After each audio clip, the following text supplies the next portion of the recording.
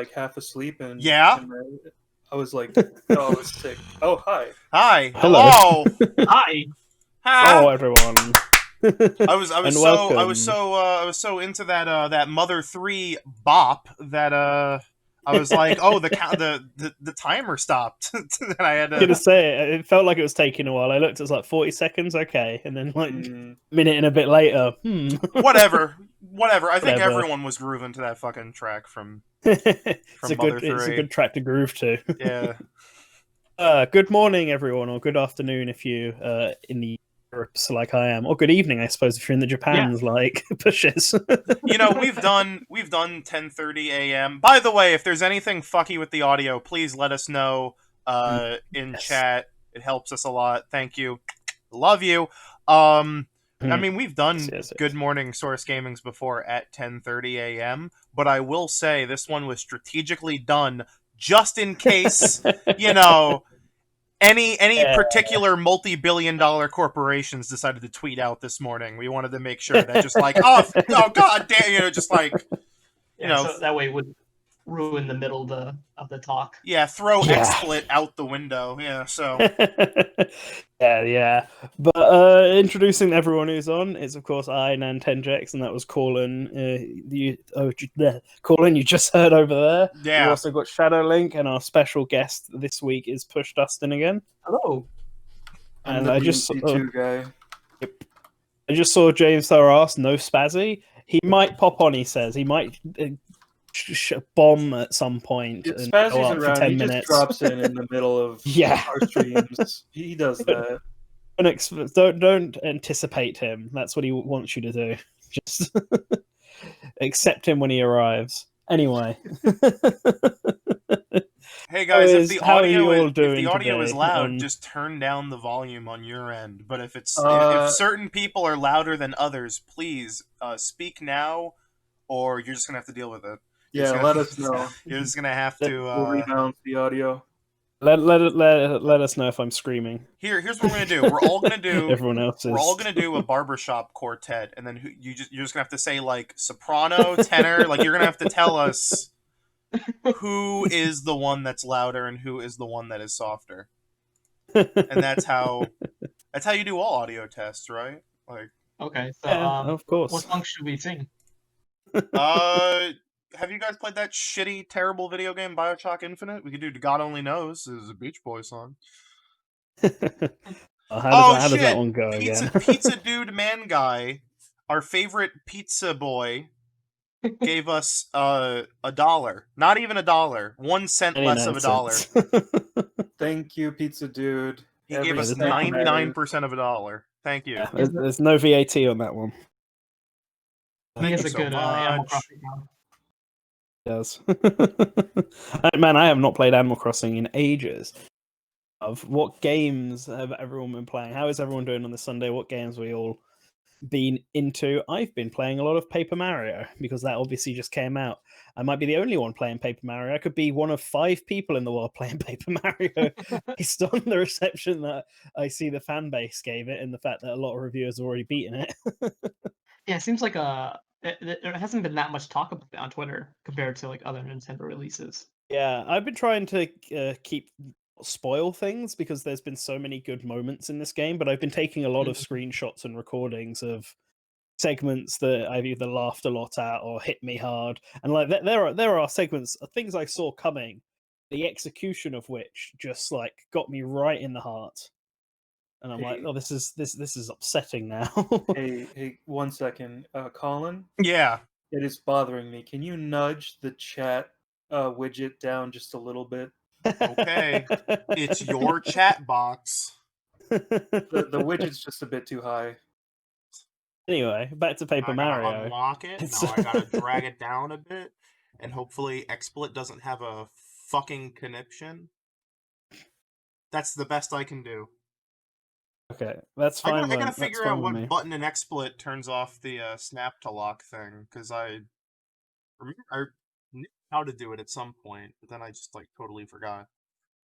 All right, That's the best look we'll have at to that. do. That's fine. Look at it after the stream. Let's not mess around with things now while we're live. This is all behind the scenes. Well, Gonna be professional. Yeah, exactly. All right, but yeah, with Paper Mario, I'm actually enjoying it quite a lot. I have very strong opinions of Paper Mario. I enjoy Color Splash, so I knew I was going to enjoy this one. The combat. It might just be that this game has proved that I'm an absolute dumbass. But I've not found the puzzles do range from being either really easy to really hard, but I found them getting hard really early on. I think there were Where some I'm people like that in were the saying first that. area still and failing puzzles, which makes them a lot more challenging and a lot more engaging than the puzzles where they just take one spin of the circle to solve. I think there was like a handful of people saying like this one is like a little tougher than I think most people expected it to be. Not that it's like actually a hard game, but it's like, huh. Yeah, Yeah. it's weird. It's like it is easy. It's really easy if you solve the puzzles, because basically it gives you about as many turns in a row for you to attack as there are as many lines and squares you can make on the field. So if you got like you're surrounded by like 10 enemies, but if you can 8 enemies because they're always in fours. But if you can line them up into a one line and one square, then Mario gets 2 turns where he can basically wipe out the entire enemy force before they even get a turn. And you also get like an attack buff if you get it, like if you do that. However, you mess up just once and get them out of line, you still get the amount of attacks you would have had, but you don't have an attack buff, which means you're unlikely to kill the enemy in one turn. And enemy groups, they team up and gang up on you, so you could get like 30 damage. Like someone could deliver 30 damage to you even while blocking, like almost instantly. And this is like really early on, so it gets if you mess up the puzzle, it's really punishing. That's why a lot of the puzzles are really easy, but if they're even just slightly off tilt for me, my brain just shuts off, and I spend ages staring at a puzzle that should really only be solvable with like 2 moves. And but the battles are definitely designed first and foremost with puzzles in mind, and it kind of works, kind of doesn't. I always find myself avoiding battles anyway in RPGs, but I found that the frequency of battles in this game isn't that high. So when I do run into a battle, I'm not like, oh, another one of these. It's more like the right amount of pace break between just walking around the overworld and going into battles. But there is something that really confuses me about, and I'm going to have to think about this a lot more while playing. I might speak to Triss about it because I know he's also playing Paper Mario, and he'll be doing the video review for this channel for us. But there are 3 types of combat in this game. There's the puzzle where Mario's in the middle and you got to spin stuff around. Then there's the boss battles, which is like the Choo-Choo Rocket style battles. But then there are these paper mache battles, which aren't RPG battles at all. They're done in real time action, similar to like how Super Paper Mario was done, where you have to like dodge enemy attacks in real time and hit them at their weak spots with the hammers. And I actually kind of like that combat style. I think that's actually my favorite of the 3.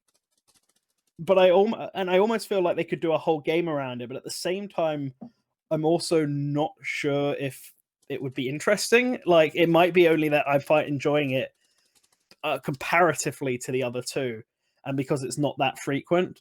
Whereas if the whole game was built around being real-time action in a 3D environment, would that be more entertaining, or would that wear out its welcome quickly? It's something I think I've got to speak with other people who have played it and see what their opinions are.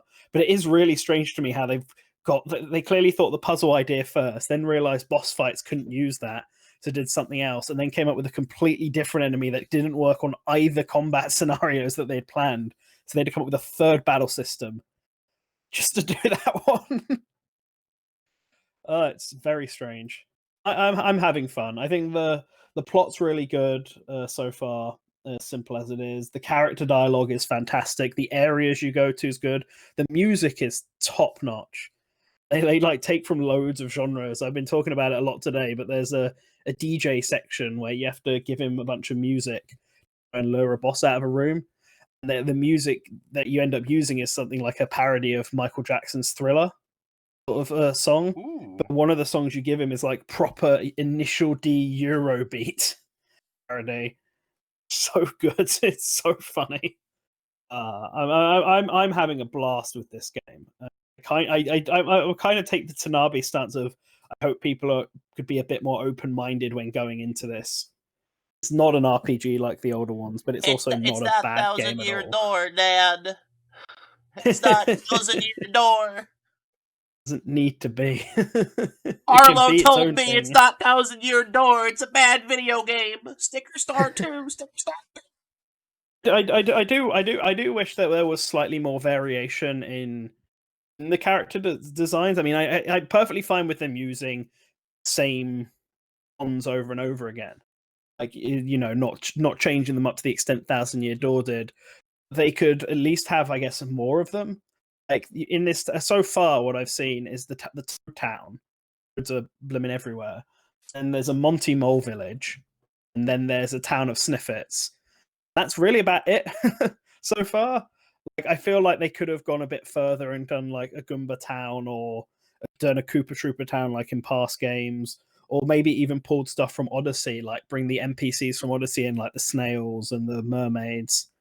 Like, I think having them in paper and just varying it up. If they can't make unique designs, at least have a wider variation of already existing Mario characters present. I think that would probably alleviate people's things about the design. Those are my just initial thoughts playing. I think I'm about halfway through the game. I've done 3 of the streamers so far, and I'm about to go out into the ocean. But I am having a blast with it. That's been my main game. The other game I've been playing is Story of Seasons, because that just came out. And, not but actually Harvest Moon. Yes. Story of Seasons, Friends of Mineral Town. So I had the Game Boy Advance original, and I used to like playing them all the time. Playing it this time and actually playing it properly, because I never really knew what I was doing before when I was growing up. This game is hella stressful. I'm going to do a video on Story of Seasons, this game. I'm going to review it. But so I don't want to give away too much of my thing, but I did not realize like how stressful time management really is in these games. Like, you think you're worried when you play a Persona game and you got to figure out what you want to do each day so you don't miss anything. You got to figure out what you got to do every single minute in Story of Season. It's crazy. It's like you running from one side of town to the other, trying to make sure you haven't wasted even a second of your time while trying to befriend and bring up your social links and farm. Going to be the main point. For a game that seems to look like it's really relaxing, it's incredibly stressful. Those have been my 2 games I've been playing recently. How about you, Colin? Well, what I've been trying to fucking talk about for the last 3 goddamn weeks, but we just haven't had a good morning source gaming, guys, is I replayed all of Deadly Premonition, specifically the Origins edition on the Switch, because I had never played that version. And just so I could prepare to sit down and play through Deadly Premonition 2, A Blessing in Disguise. And I've barely scratched the surface of Deadly Premonition 2 because I'm really not feeling it, honestly. Oh, really? All the reviews you read so far that are like mixed, that are like, they have a point. Like, here's the thing about Deadly Premonition, and it's like, listen, I get it. Like, I'm in the know. Like, haha, the game runs bad. Haha, the game looks bad. Like, that's what you expect. And it's like, kinda. Like, Deadly Premonition 1 is the way it is because it was supposed to be like a horror adventure game on the PSP, and then Marvelous was like, no, put it on the Xbox 360. And then I guess Marvelous saw RE5 sold a ton, so they were like, just turn it into Resident Evil. Like, you can tell where certain aspects of that game began, and then where other aspects of that game were just kind of mashed in to try to make a more complete product. To be fair, though, that Xbox 360 version of the game runs pretty well. Yeah. Unlike Deadly Premonition 2 on the Switch. Yeah, but that's the thing that, like, that's the thing that irks the shit out of me. And the Switch version runs pretty good too. The of Deadly Premonition 1. The thing that irks me is that it seems like this time around, and it's so weird because I've seen so many people say like, "Oh, what, you expected a good Deadly Premonition 2?" Yeah.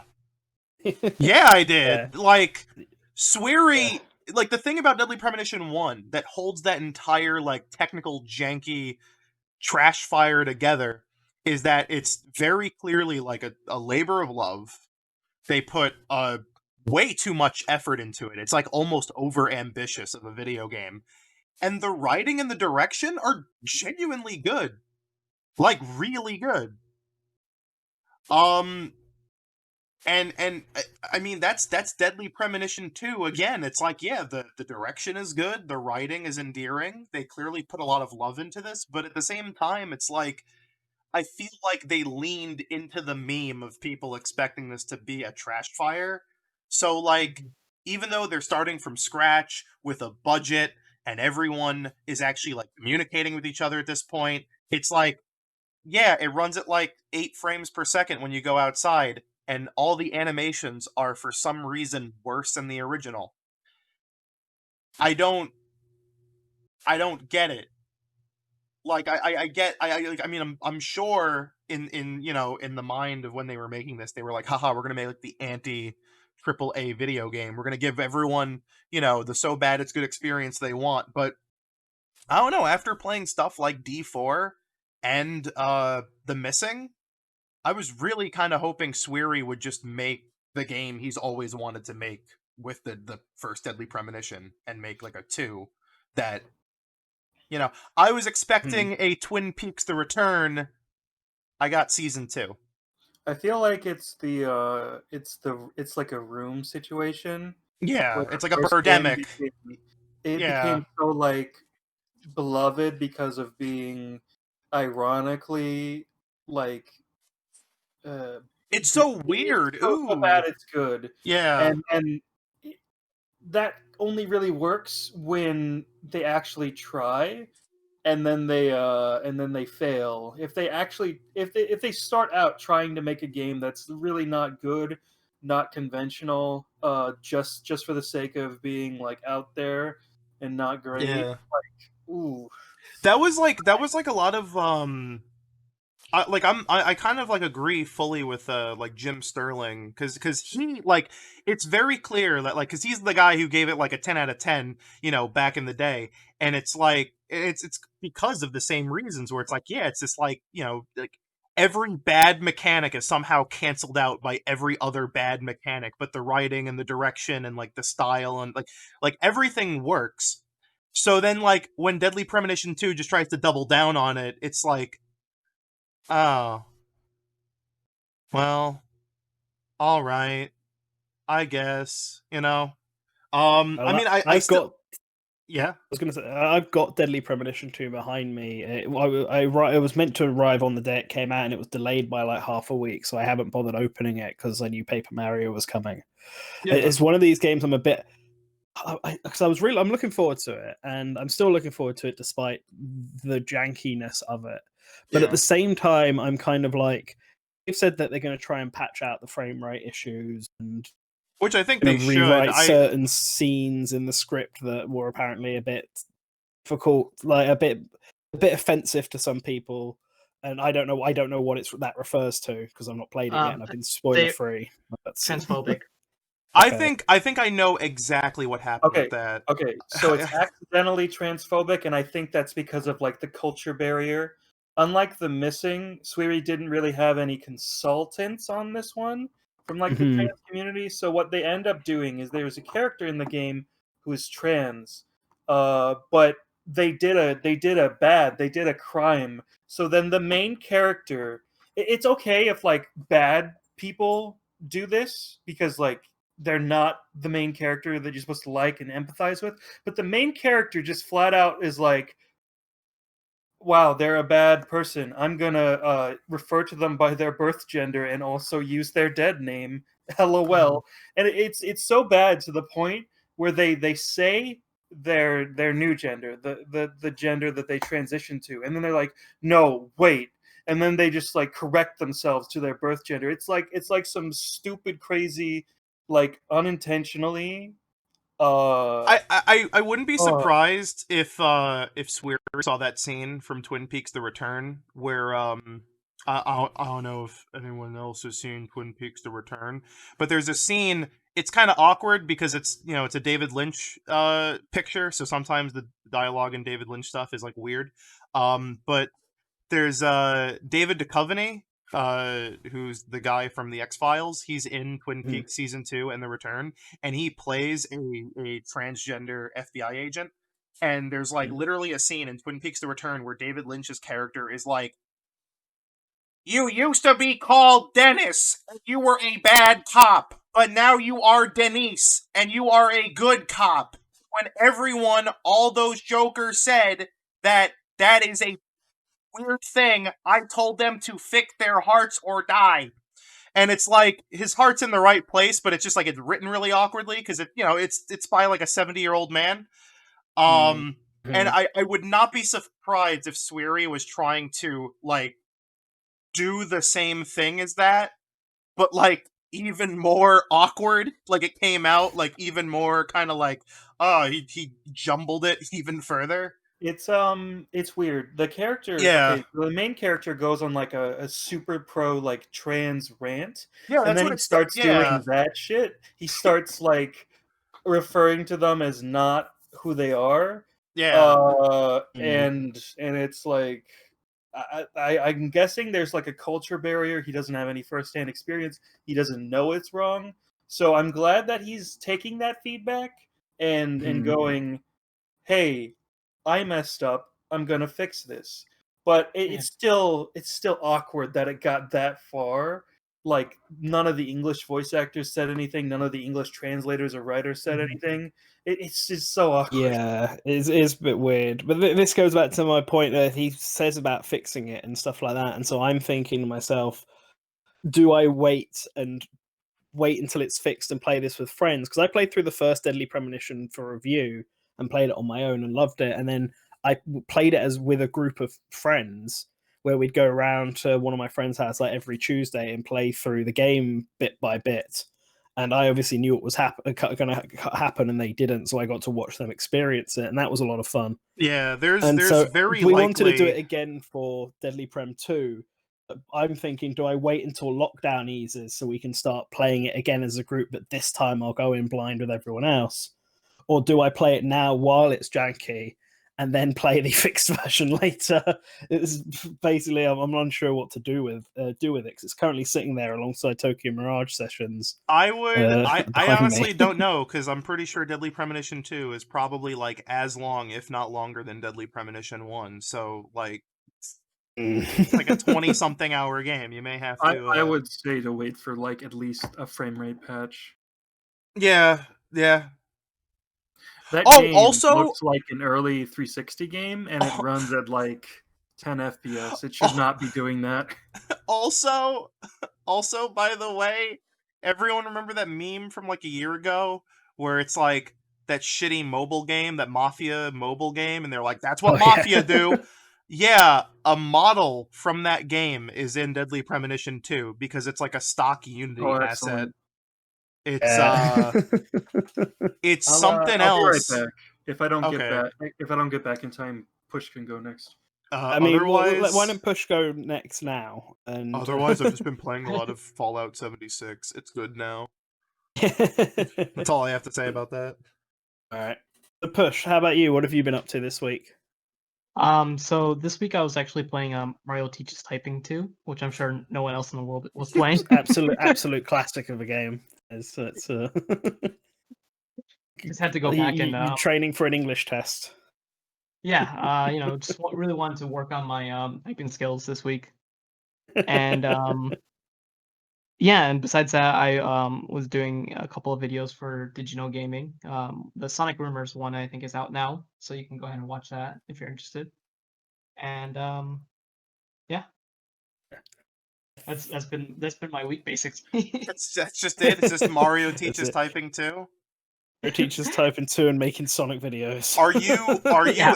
are you any better at typing than you were prior to playing Mario Teaches Typing 2? No, I'm about the same. See, man. Because I grew up on Mario Teaches Typing 2. So like You Yeah, already I've developed already your mastered typing skills for that. did anyone It's else just a do refresher that? course. Did anyone else do that shit in public school where they had like Mavis Bacon teaches yeah. typing or whatever, and then they had like the weird little orange rubber like keyboard cover, so you couldn't actually look down at the keys while you were typing. You had to memorize like the home row and all that. I think I did that once. I mean, I didn't have Mavis whatever teacher typing, but both me and my brother had to do a thing on touch typing, as it's called, where you don't look at the keyboard and you can just type stuff. My brother's better at it than I am. Just typing. Yeah, the touch typing stuff. I mean, it is useful, I suppose. It's a skill to have, but I didn't learn it through any sort of video game. I don't do that Yeah. home row shit. I've just naturally been able. I feel like playing PC games has actually like made me remember the keyboard layout way better than like any typing tutorial thing. Because naturally when I play a PC game, I'm like, all right, WASD, like spacebar, I know, like, I got all my keystrokes. Like, I know what I'm doing. Oh, it's a really good typing game. It's Pokemon Teachers Typing. The music in that game is for the DS. The music in that game is incredible. It's like really, really high quality, and it way more than it should be for a typing game. Like there's like has like boss battles and stuff, and one of the boss themes is like one of the best Pokemon songs. Whenever I go to Video Games New York, they have that. They have like the DS with the keyboard attachment you can buy for that typing game. But I mean, the best one is Typing of the Dead. Like, let's classic, be real here, gamers. Like, that one is like, that one will make you a better. It won't make you a better typer. It'll make you a typist. It'll make you a better person overall. It's an enlightening experience, especially Typing of the Dead Overkill for PC. I so prefer good. Mario Teaches Typing. Shut up! We were just talking about that. Matt, I'm gonna. Where's my copy of Dead or Alive? Get ready to move your fingers. That's what Push has been playing this week, Matt. Yeah, he was Mario Teaches Typing. He was talking about Mario Teaches Typing too. Absolute classic. Wasn't there other Mario Edutainment games like Mario Teaches Maths or something? I feel like there's all those Super Nintendo ones, right? But I feel there was one more in the same series as Mario Teaches Typing. You're talking about When I Grow Up or something like that? Like Mario, it's like a coloring book, and like you colored different professions. Like there's a vet, there's a CEO. I do know what you're talking about. I don't think that's what I was thinking of, but I do know what you're talking about. Maybe I just made up a game in my head. Another Mario education game. Isn't there like game. some K through A, like preschool, like Mario games on the Super Nintendo or something that just has? Oh yeah, there are on the Super Nintendo. Yeah, Mario's Time Machine. Yeah, it's great. Sure sets. Yeah, they are Super Mario Bros. And Friends When I Grow Up. That's the coloring one. Yeah, Mario's early years. That's what it is. Mario's early years. That's what I'm thinking of. I remember Screw Attack talking about that in a video a long time ago, back when Screw Attack was a thing. Rest in pieces. Yeah. Matt, what have you been playing this week? I've been playing Shin Megami Tensei Nocturne featuring Dante from the Devil May Cry series. Marathoning through them all before Shin Megami Tensei 5 gets any information. I'm going at a fucking snail's pace, and I'm gonna beat it before there's anything about Shin Megami Tensei 5 at all. I really like it. It's like a really, really atmospheric, kind of like horror-esque game, but it's not a horror game. It's just got that atmosphere of dread. But like I played a lot of Shin Megami Tensei 4. So playing Nocturne is actually like really comfy for me. It makes me feel like I don't know, I'm home. I don't know. But yeah, it's like a really good. It's like a really good.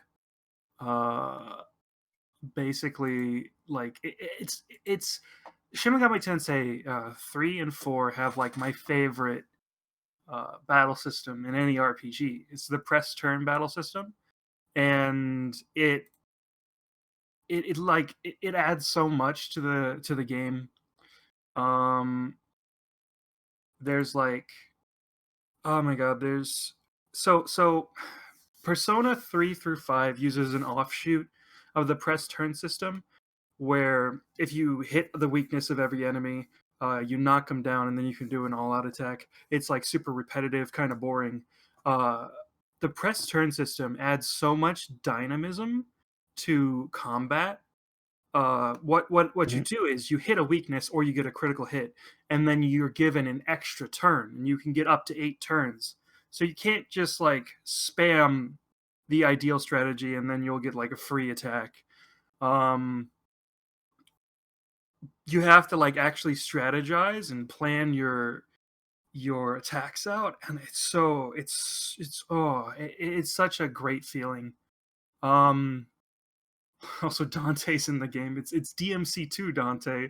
Uh, Oh. The classic. Oh. so the version we got of Nocturne worldwide is actually the second edition of Nocturne, which has like some new demons, some new quests, and like new endings.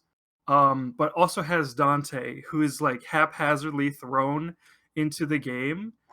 He is the Atlas remake girl of this of this entry. But it's so fucking funny how they implement him. He just like shows up after the apocalypse happens, and like you see like his foot. He steps in the frame, and then it like pans up. It doesn't show his face, but it's so obvious that it's Dante. It's just like, that old man. What a client. This is gonna be one tough job. And then like you don't see him for another 5-10 hours or something. Can't believe he turned into Duke Nukem. That's what DMC2 Dante sounds like. Have you ever heard DMC2 No, Dante? I know. I'm just. Maybe this is what connects DMC2 to DMC4. Like, Oh my god. Dante goes to the underworld at the end of DMC2, and it's actually Shin Megami Tensei 3. Yeah, maybe. It's like said in the Devil May Cry canon that like a portal just appears out of fucking nowhere, and then Dante just like, yo, what's up? And shows up in the regular world again. But like, yeah, Shin Megami Tensei is so incredible. The only like flaw of this game so far is, okay, so the main composer of Shin Megami Tensei Nocturne is Shoji Meguro. He does like a really good job. It's got a really unique sound to it, but every single one of his battle tracks is horribly compressed, so it sounds like somebody is sitting on the speaker, and it's just like the worst audio quality I've ever heard in a video game, actually. I do not understand why his tracks have to be like that. And I feel like they didn't have to be like that, because there are 2 other battle tracks in the game that are not made by Shoji Meguro that are completely fine. So I'm just super confused how the audio quality on that came out. But other than that, it's been a good time. The writing's fun. There's like a ghost before the first boss who's like, "Are you gonna go kill the first boss? You gonna go kill Fornius? Haha! I don't think you can. If you do, I'll give you all my money. Haha!" And then you go kill the first boss, and you come back, and he's just like, "Damn it." At least he held up his end of the bargain. Yeah. His end of the bet. But yeah, it's great. Okay, So yeah, I need to play. the I need to play GBA. Nocturne. The So- GBA has some pretty bad audio compression, and there's some DS games that have bad audio compression, but Nocturne has the worst audio compression I've ever heard in a console game. Hey, There we go. Matt, Yeah? have you ever heard Dark Souls on the Switch? No. Oh, that is genuinely the worst audio compression in a console game. I'm Ever. gonna send you the Shin Megami Tensei Nocturne battle theme, raw captured from the game. Raw. Oh, you should listen to that after. I'm thinking, Yeah, why yeah, don't I'm we not- I'm move not on gonna- to Yeah, the yeah. main? I'm not Shall gonna. we move on to the main attraction Yeah. of the I day? feel like- Good morning, Yeah. Shorsh I Gaming. feel like that's what everyone's here for, so we might as well. Yeah. People got to listen to us talk about our favorite games of this week. But yeah, Push's favorite game I of all just time. fucking hope we see anything of Shin Megami Tensei 5 soon, because it's been almost 3 whole years since we last saw it. And that's kind of worrying. Because like Atlas usually makes these games in like a year. Nocturne was made in a year. Shin Megami Tensei 4 maybe 1 to 2 years. It's taking so long for Shin Megami Tensei 5. All a team, maybe. Who knows? Hopefully, we'll find out soon. I think it's just they haven't done any HD development ever, so they're really just like trying to find their feet. And it's like Atlas has many different teams. The P Studio, the team that made Persona 5, is not working on this game. It's the Maniacs team who makes regular Shin Megami Tensei. So they're learning how to use Unreal Engine 4. Hey Matt, when you get the chance, click on that Dark Souls remastered link and just skip around. Alright. So, the main attraction of today, there is potentially a Nintendo Direct tomorrow. Supposedly, it's been rumored for pretty much all week. But even before that, people were thinking, okay, there'll be a Nintendo Direct after Paper Mario comes out. After all, Paper Mario is like the last thing we know Nintendo's got for this year. So there's got to be something. And the rumors were saying it was going to be a Monday. Now, it hasn't been officially announced yet, but that doesn't mean it's not going to happen. And even if it doesn't happen tomorrow, though, I feel confident it will. I think enough people have kind of said it, and a lot of people who usually get this stuff right have commented that it's going to be tomorrow. But even if it's not, I still feel like it would be this week, maybe the usual Thursday time. So it's still a good time to get the predictions out. They can't. Can't it be Thursday? Because Xbox is doing something. Oh, right, on okay, maybe Thursday. Wednesday, Tuesday, whatever. It's going to be. Here's point, although I here's the just deal. had the thought. I just had the thoughts. Me and Push were talking about this before we started the stream. Japan actually has like holiday days. The later half of this week. Maybe that's Nintendo couldn't do it that time, and that's why it's a weird time for us because they're only going to be open Monday and Tuesday. Listen, potentially. here's my hot take. All right, here's my bit. It's Well, gonna be a let's- mini. Well, you jump in too far ahead, Colin. You're jumping too far ahead because my first thing I was going to say was we all assume the Direct's going to happen. But will it be a main one or a mini? It's gonna be a will mini. What will it be? It'll be a mini. I think like, and I say this so confidently, not because I'm like, haha, I know people, but like, it's just the simple fact of the matter that like everything we, and I'm gonna do air quotes, you can't see it, but I'm doing air quotes, everything we know about the Direct makes it sound like it was a mini, and I mean like, we've been saying since what, April?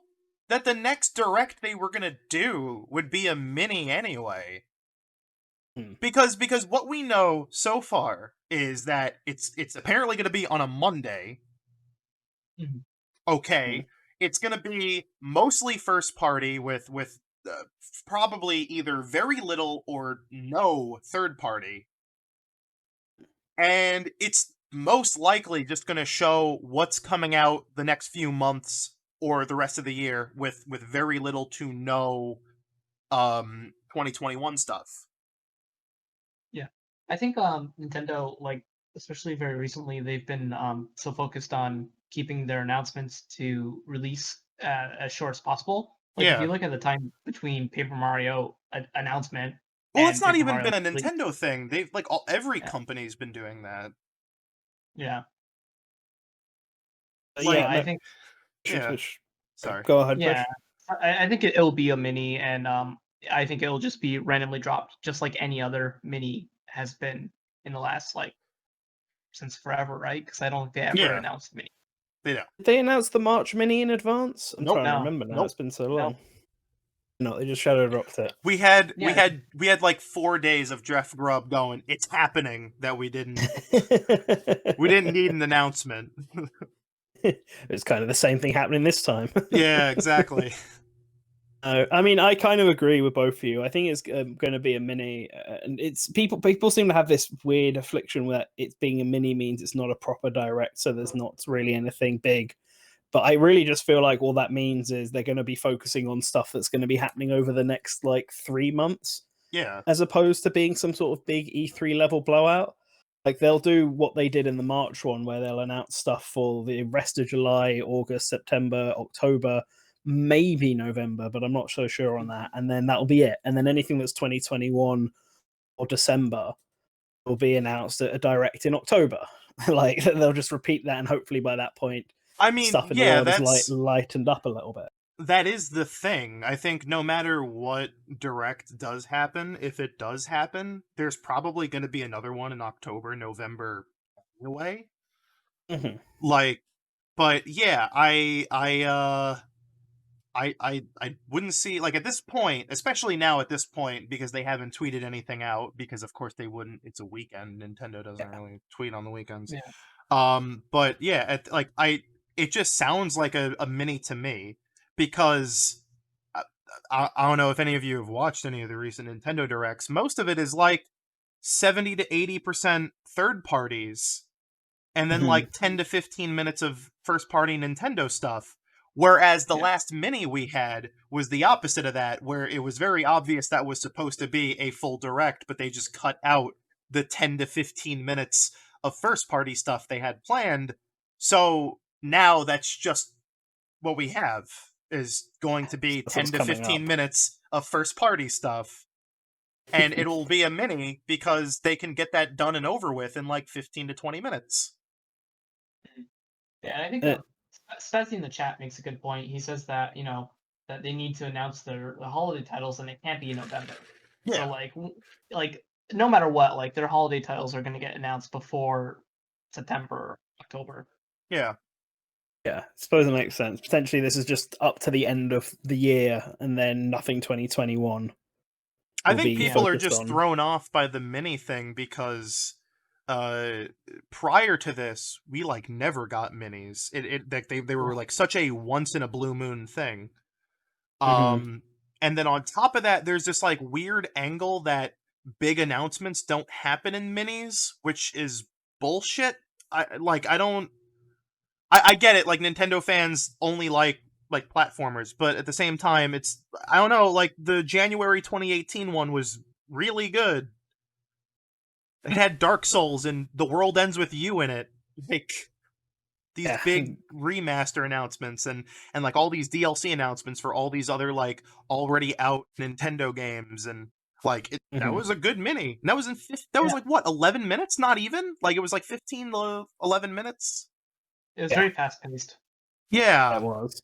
Is that what we think it's going to be for this one? It's going to only be around 15, 20 minutes. Because I think the March one was something like 30, 35 minutes, right? Despite the name mini, it was about the normal length of a direct. Yeah, well, as I said, it was pretty obvious that it was supposed to be a full direct, but they cut a bunch out. Yeah. Like, yeah. yeah. So yeah, but it still seemed quite long. So I guess it's whether or not we think this is just that cut 10, 15 minutes they'll do now, or if they're doing that plus stuff they had planned to announce at E3. I mean, like all that. I guess that kind of just goes into like Also, by the way, someone in chat said only one mini existed before 2020. That's not true. There's been a few. There's been like They called one a micro at one point for some reason. yeah. It was They were basically a I mini. mean, I guess technically most of those were in Japan. They weren't US focused ones at most, but there's I mean, go look it up. There's been a bunch of minis long before the Switch era. But yeah, I mean, I feel like Paper Mario was going to be a March Direct announcement. And they were just able to announce that on their own, which worked out totally fine for them. And Yeah. I wouldn't be surprised. I mean, I feel like this one is probably a combination of some stuff that they have held over from the March Direct, and then some stuff from what would have been an E3 digital event, but not everything. Yeah, it makes sense. That none of the 2021 stuff. Yeah, that's 2020 stuff. probably Yeah. not going to show. Yeah. Assume Shadow Link, you've got the same opinion as the three of us on this. Then. Yeah, I don't really have much to add. I think it's going to be a mini. I think it's going to be shadow dropped. I don't know if it's going to be tomorrow. I've got a bet that it's not going to be this week, so I kind of hope. Fair. I'm gonna feel bad for you tomorrow, then probably. But right then, if that's all our thoughts on there, why don't we talk about some of the stuff we expect to see before we get into our individual predictions? I just want to mention two things. One, we're going to go through all of our predictions for like an hour or so, and then for the final part of it, we thought we might discuss some of your guys' predictions in the chat. So just bear that in mind that in about 40 minutes or so, you can start bombarding the chat with your own predictions, and we'll start addressing some of them there. But save them till then. About what we think or like anything, you can ask those too. Yes. If you've got any questions for us on that or want to elaborate stuff. Then the other point I was going to say is that there are some things that have been rumored that I just figured, all just stuff we sort of expect, that I figured we'd just address right off from the bat before we get into our individual predictions. And it's gonna be really weird if like we spend the next hour and all four of us are like, yeah, so Mario. Exactly. So I figured we'd start first with the Mario 35th anniversary collection that's been rumored for a while. If we expect to see it here, what we think it's going to look like. I think absolutely. Yeah. I have mixed feelings about that. Let's go in order, and why don't Push you sort of start with your thoughts around whether or not we'll see it, what you think it will look like, etc., and we can all just bounce off of that. Yeah, I mean, Mario has been like rumored for such a long time, like the remakes, right? Like the Mario All Collection. Stars 3D. Yeah, and I think it has to happen soon, like right, because like it's probably the holiday title, and like Spazzy said in the chat, like they need to announce their holiday titles soon, so that stores can set them up for pre-orders and everything like that. And so yeah, I kind of expect that and another game, but we'll talk about that later, I guess. Yeah, I think that it's also going to be sort of the core focus. I feel like the Mario 35th anniversary just branding is going to be the core focus of this direct, but it's not going to be just a Mario direct, but it'll be like what they start off with. And I'm curious to see what these games and stuff look like, because I feel like Galaxy is perfectly fine as is, and so is Sunshine. That could easily just be widescreened, and I think it would be fine, even if it could benefit from a few fixes here and there. But 64, I don't know, I feel like that needs a bit more extra work done on it than just making it widescreen and releasing it. And I think that I've thought that since the rumor, and so I'm quite interested to see what it's going to look like.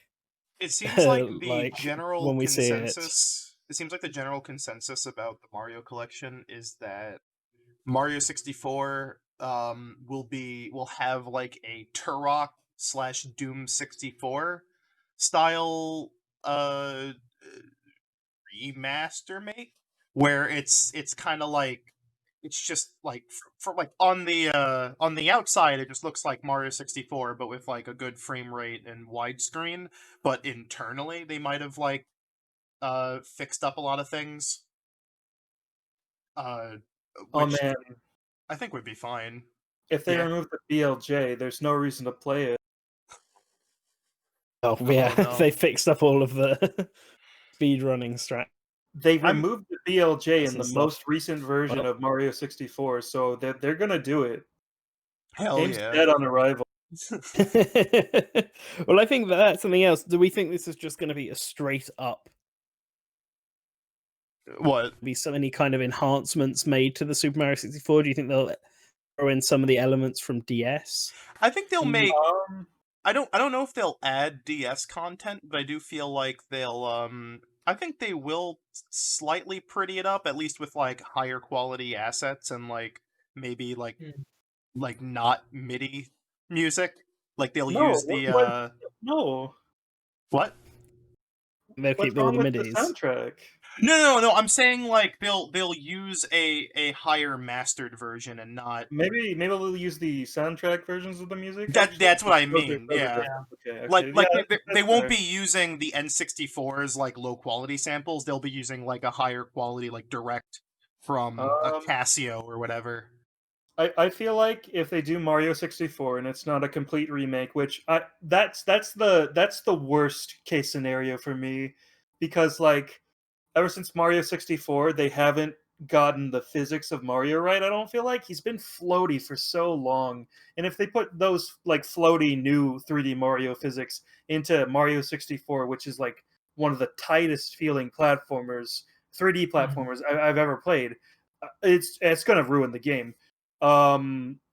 But I think they'll integrate like some of the stuff from the Shindo version, and by that I mean just like all the rumble functionality will be included, and Yeah. also bug fixes, including patching out the BLJ. They didn't patch out some of the glitches and stuff for Ocarina of Time 3D and Majora's Mask 3D, so maybe they'll just keep them in for authenticity. They did patch out a lot of the glitches though. For They patched out the ones that really broke stuff, but they not. patched out the one that lets you speedrun good, but also they patched out like the thing that genuinely breaks a sequence in the game, which that kind of bug fix is fine. I just don't feel like I feel like fixing bugs where like they don't harm anything. They're just like cool little sequence breaks you can do in a game. I feel like that's overkill. I don't know. Do you think that Sunshine is going to get any sort of fixes and stuff done? So I feel like Sunshine, Galaxy is shit. probably They're going to reprogram Sunshine so that you use Flood with the right stick because there's no analog button. Yeah. well. That was going to be the big thing because there's no analog button. So how does that work? The thingy, but I suppose actually with Mario 64, there's no, the Nintendo 64 didn't have two analog sticks, so I assume the camera is going to be now remapped to the right analog stick, presumably, instead of the C sticks that it was the C button, sorry, not stick that it was before. Going to be an interesting change, Mario 64 with actual camera control. I've seen many attempts to insert a free camera into Mario 64. It always just feels off to me. That game does not benefit from having a free camera. I don't feel like, but like smoother camera controls that let you change it faster and more precisely would be nice. I feel like what they could do is map the camera to the shoulder buttons instead of the right stick, because that feels like unwieldy for a digital input. Yeah. Not the shoulder buttons. Yeah, the shoulder buttons, not the triggers. The shoulder buttons, Yeah, the shoulder buttons, yeah. left and right. Hmm. I So feel the like trigger that's buttons be actually like the best Z button. case, scenario for camera controls. Yes, Sunshine. Do we think there's going to be any sort of changes to that? I feel like Galaxy is going to be predominantly the same, maybe probably even just the NVIDIA version that's already out there. Yeah, I think that's safe to That say. seems the easiest. But do we think Sunshine will have any changes? Because Sunshine hasn't been touched since it came out on the GameCube. I think they'll give it a slight Wind Waker HD treatment where they just shove in like Bloom. The original game kind of had Bloom in some way. Yeah, like I think they'll add like modern Bloom to it. That kind Uh, of works, doing something like they did with Wind Waker HD for maybe Sunshine. they'll add dynamic shadows. I don't Maybe know. they'll add like nicer water textures. Like I don't know. Like that's kind of the like I, the I the I think it's still gonna have GameCube water because they didn't change it for Twilight Princess HD. It still has oh GameCube okay. water. I mean, Twilight Princess HD though is Whoa. like Tantalus, whereas Wind Waker HD was Nintendo internally, and this is, according to rumors, being done internally by Nintendo Tokyo.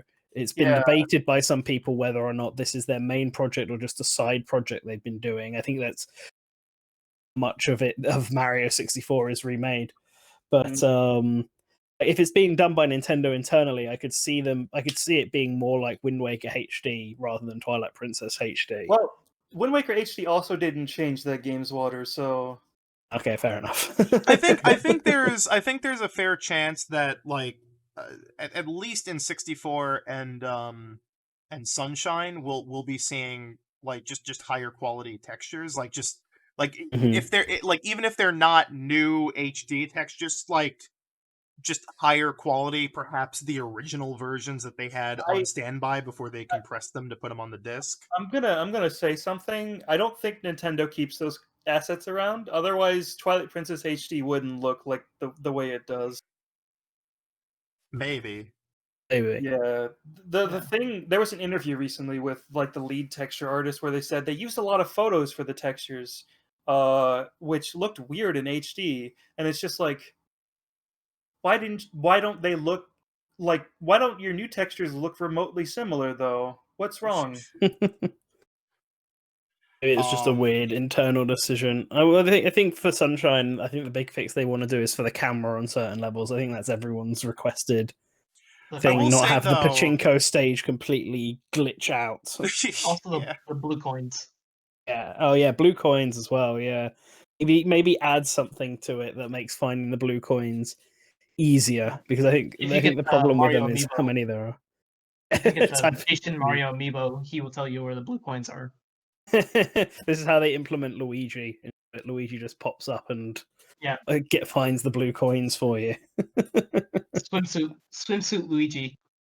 Oh boy. Either way, I think Nintendo knows their fan base enough that I think they will take these versions of the games and shape them up enough so that like if you've played them before, like I think they will put in like some upgrades to visual and like audio fidelity, maybe a couple of quality of life improvements, but I think they also know to leave the games alone for the most part so that purists won't be like, you know, what the hell is this? Especially with games like Mario 64, because even if you're of the opinion that like Mario 64 is aged badly, I don't know what an N64 is. Like it's still hailed as being one of the greatest games ever made. And so like that's not a game they can just like, yeah, let's just do it again. You know, but I think it'll be nice to play Galaxy and not have to waggle. I hope that is the case. I was going to ask, do either of you know how the just very quickly before I forget, because I just forgot. For Galaxy, do either of you know how the Starbit shooter worked? I was gonna say. So the original game uses the IR sensor in the on the Wii remote. They have made fake IR pointers in Switch games like World of Goo. It's not quite as precise, and it gets off kilter a lot. So what they could do is make it so you press a button to activate the pointer. So whenever you stop using it, the pointer would be able to reset when you use it again, so it wouldn't go out of whack. That seems like a good solution. Yeah. I mean, hey, listen. When I played Mario Galaxy with a Steam controller, that touch controls seemed to work fine too. Yeah, they could do that in handheld mode. Yeah, I feel like that would work perfectly fine, honestly. The thing with the Joy-Cons though is that they don't have very accurate gyroscopes. They get off center a lot because they're missing a component that helps keep the gyro grounded that the Wii U gamepad actually had.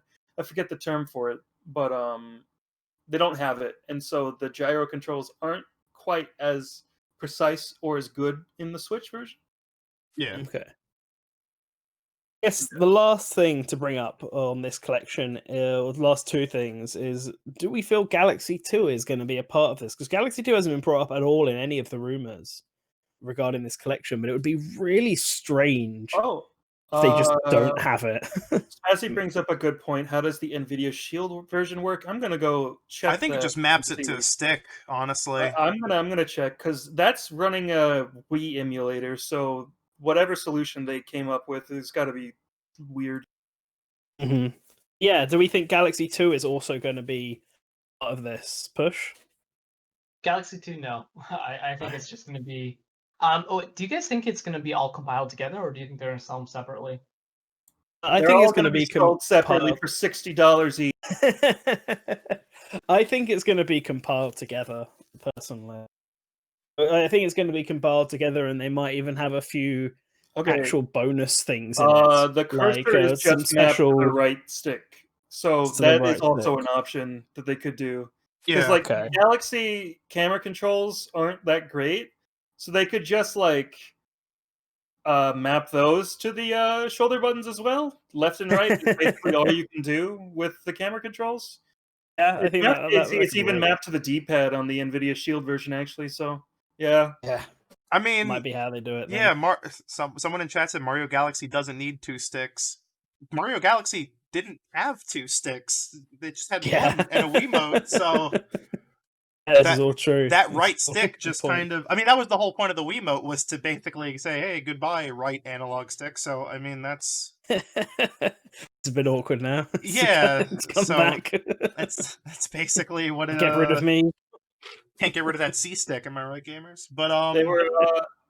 Remember how they were gonna make the Wii remote and it wasn't gonna have a control stick until like somebody on the Zelda team was like, "Hey, we kind of need that." hey, how do we move? It's like, oh, true. Didn't think of that. Whoa. What the fuck? Push, are you all right? Oh, Blink that was me. twice. Blink twice if you're okay. I'm okay. I heard Happened? it too. I thought that wasn't me. Maybe it was me What? because I didn't hear anything. Oh, Wha- Anyway, Was that like a screamer virus? Was that like one of those like... but yeah, I feel like Mario Galaxy 2 not being in the collection is likely. It's more possible than not, because well, no, it's like a 50-50 chance. I don't know. Mario Galaxy 2 is very revered, but also it wasn't made by the main Mario team. So I don't know what the dealio is going to be on that. it just runs on the same engine, so I just feel like it'd Yeah. be such an easy addition, but like, guess not. If it's not going to be there, who knows? Who even knows? I do think though this might just be really wishful thinking, but if they'll have any like special neat extra bonuses or anything, like you know how with the Sega Genesis collection as an example, they have the extra section where they have like marketing materials or images or concept arts. It'd be If nice they'll to do anything like like that, high quality of the original like concept arts, especially for Mario 64, because like Oh, absolutely. those renders those renders are very interesting. I need to look see at. those high quality like SGI renders, like please. Yeah. Those SGI Onyx renders. I hope. I don't think they're gonna make this change, but I hope that for Mario Galaxy they just include the option to play as Luigi from the beginning, so you have to replay the whole game to do that. That'd be a nice change. Yeah. On the reason I brought up the concept art stuff and all that is because the original Super Mario All Stars, when they re-released that for the anniversary, that obviously was just the Super Mario All Stars ROM in a in a disc. Wii disc, yeah. A Wii disc, yeah. But it came with art book and a CD-ROM with music on it, which kind of fills out that whole extras thing. You just have it physically instead of on the cartridge. Because this time, I mean, they could release it as well, again, with an art book that has all that high quality art, but they could also just release it on the cartridge this time and save on that paper and that printing productions. especially because if they're assuming they are all on the same cartridge, they're gonna have to program in a new menu and all that so you can access them. So I do wonder if we'll get special extras like that that'll be thrown in. I think that'd be really nice. I'll make it feel more like an anniversary thing. Yeah, it would be nice. I just expect really low. I have really low expectations for Nintendo. It's going to be the most bare bones 3 ROMs thrown into a cartridge. Yeah, they'll use the same $30 menu each. system as the Super Nintendo Mini. Yeah, fair enough. I think there's everything about the Super Mario 35th anniversary collection that we can discuss, but it wasn't the only Mario anniversary thing that's been rumored. The other one has been 3D World as its own standalone game, which I kind of see why. It's a Wii U game. It's more recent. It doesn't fit in the same 3D style, I suppose, as the others. But this one is meant to be coming with, like a lot of other Wii U ports, with more content and that. And so do we think they're going to show that off as well tomorrow? And if so, what new content do we all sort of think it's going to have? Why don't you go first, Matt? The new content is it's going to have a new playable character, Yellow Toad. That'll be $60. Yeah. It's probably going to have Toadette. It's probably going to have Toadette. Toadette and $60 Peachette is what I'm thinking. Yeah. Toadette and Peachette. But I don't know if they could justify it. I don't think they'll have like Toadette be able to turn into Peachette because Peach is already playable. But I think Toadette is like very likely. See, here's the thing. I don't know if they can necessarily just do a character on that because they already had like 5 playable characters. So just adding a 6th one, especially a 6th one that's just a recolor of a Toad, isn't exactly the most interesting thing to just rebuying it. Nantan, you are describing exactly what they did for Donkey Kong Country Tropical Freeze and New Super Mario Brothers U Deluxe. New Super Mario Brothers Deluxe they had took content out of that version.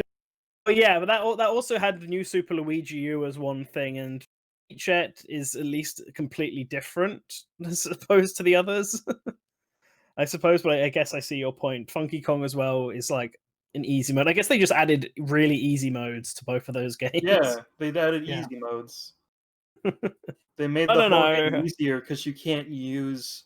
You're like one player is always forced to be either Nabbit or Toadette when you're playing that game. So like one player is given a handicap like always. Well, they could add Yoshi. Is like Yoshi like is Yoshi in 3D World? I don't know. No, he's not in 3D World. They could add Yoshi. They could add Yoshi. The big XD about 3D World was that they had all the Mario 2 characters and Rosalina. Yeah, Rosalina at the end. And now that Rosalina's just there, they could just add in stuff. And Captain Toad was also playable in his own special things. It makes me think, I feel like they might do more of a Captain Toad port for 3D World, where they add in like extra levels at the end that are based off of Super Mario Odyssey. Just use assets from Super Mario Odyssey, but with the 3D World engine. Wouldn't it be like the funniest thing in the world if they ported over 3D World and removed all the Captain Toad levels because they want you to buy Captain Toad instead? But the Captain Toad levels in 3D World are different and also worse. I mean, yeah. It's an advertising thing. You get to the last Captain Toad world in 3D World, and it's like, go buy Captain Toad now. Yeah. Like, he pulls it from the chest. Shop. You can continue the adventures of Captain Toad here. Just a little pop-up in the bottom of the screen. But 3D World, like, yeah, 3D World is an interesting one to bring over. I kind of didn't want them to ever bring it over because I wanted the Wii U to have some kind of games. But I'm actually somewhat interested in this one, depending on the new content they bring in. If it is just one new character and that's it, then no. But if they actually add like new levels and stuff, I might actually be interested in picking it up again. Like, don't worry, I really enjoyed 3D World. Don't worry, Nantan.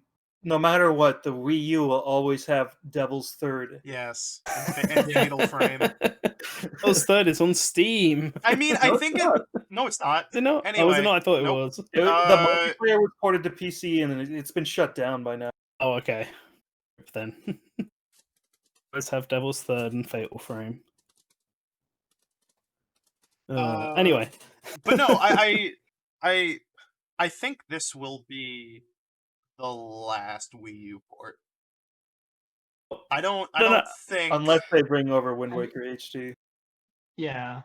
I'm not convinced this will be the last one. I don't think. Hold on, let's call and give his reasoning why. Oh yeah. First. No, I mean, I think if they do Wind Waker HD and Twilight Princess HD, I think that is a possibility. But I think they'll not redo them, but I think they'll do something else with them. Like, because they introduced so many like Wii U specific things in Wind Waker HD, like the Miiverse functionality that's not happening. They could actually they could like legitimately just bring that back and just have it be its own service in the game, because like Splatoon 2 does it. But True. It Dark Souls like the blood same thing, you just leave. Yeah, you just draw with the second stick or with the touchscreen. No, I'm just saying, like, it wouldn't necessarily floor if work I the roll. same because there isn't really like a network for that kind of stuff. I mean, the game would have a network. It would have its own network. Maybe they can connect it to a Tingle form. That'd be very weird if Wind Waker HD has to connect to the internet, like on Switch. But yeah, Zombie U's not coming to Switch. That game would be like butchered. Yeah, but it's on everything else. I know, but it's not the same. It's not the same. Yeah, I don't know. I think they would do something different with Twilight Princess HD and Wind Waker HD, and I think otherwise, like, I don't think we're gonna see Woolly World. I don't think we're gonna see Canvas Curse. I don't think we're gonna see Fatal Frame. Oh right, Pikmin 3. Oh, fuck, I was gonna say 3. like, I was gonna lead into Pikmin that. 3 was like the other title I was referring to earlier. That I was like, I can see that being in this track. On our list of things. Yeah. Yeah. Does anyone have anything else they want to say about 3D World? Otherwise, we can just move on to Pikmin 3. Yeah. I'm not gonna buy it. That's all. I have very mixed feelings on 3D World. It was a game that I didn't like and then I liked. I'm just kind of on it. Really. It's a game I liked. I played through it like 1.5 times. I'm good. I don't think I need to play it again. All right then. Well, how about would you play Pikmin 3 again if they ported that over to Switch? Maybe with some new content as well. Maybe. No. I think the thing that always pisses me off about Pikmin 3 is that they push this like dumbass control scheme where you use the Wii remote and nunchuck, and then you like put one down to use the touchscreen on the Wii U gamepad, and then they eventually added like a full touch mode.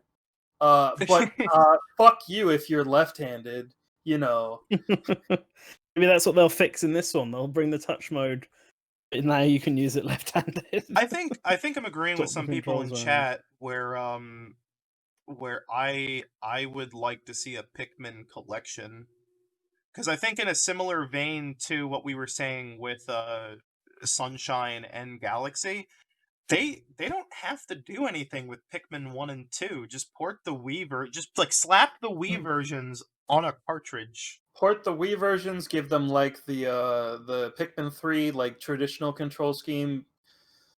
There you go. Yeah. Pikmin 3, my thing is like screen version, like using the Wii U gamepad worked really well for managing everything in real time. And I just don't know if they can bring that across without the second screen. If you did it in touchscreen mode, like handheld, sure. On a TV? I think what they could do is make a compromise where you can bring up the map to give orders, and that'll pause the game.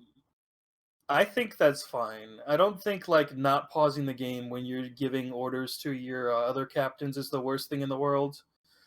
I'd also like to see that added to Pikmin 2. Gotta get that remade as well first. But yeah, So- I like it would be kind of, I don't know, like, I mean, I expect it because it's been rumored for so long, Pikmin 3 Deluxe, but it is a situation where I would almost kind of rather them do a Pikmin collection, I want to feel my especially Pikmin die through HD Rumble. especially considering the fact that like Pikmin 3 was one of the earliest Wii U games. So like if they sell that alone, like they were already kind of pushing it with selling like, you know, Donkey Kong Tropical Freeze for $60. I really That like, was $10 more than the original. yeah, like I don't know, even if they were to add new stuff, Ten like dollars is the Funky Kong tag. I don't know if anyone would buy a Pikmin 3 Deluxe like borderline straight port for $60. I feel like that is a situation where they could just include the Wii versions of 1 and 2. Not really just do much, just have them run at a higher resolution and just reintroduce like the old classic stick controls like from the GameCube version because it's the same version of the game. Um and like that would be fine, honestly. Yeah, the Wii versions had widescreen already. Just like bump them up to whatever resolution the Switch is capable of running at full FPS, and you're good. Yeah, I think that'd be totally fine. I don't understand the obsession that Nintendo has with like completely having to redo their sixth generation games before they can re-release them. I don't think many people would care if they just like put the original games with their original visuals out as long as it wasn't full fucking price. Yeah, I mean, like, especially with the Pikmin games, because Pikmin, I don't think Pikmin 1 and 2 even need a remaster. Like, those games look great to this day. Like, Yeah, they just have some like low resolution textures, but it's like listen, if low resolution textures bother you, I've got bad news about every single Nintendo Switch game. Nintendo Switch port, yeah. What about you, Push? What do you got? Any thoughts on having Pikmin 3 on the Switch? I mean, like they've been working on like Pikmin 4 for how many years now?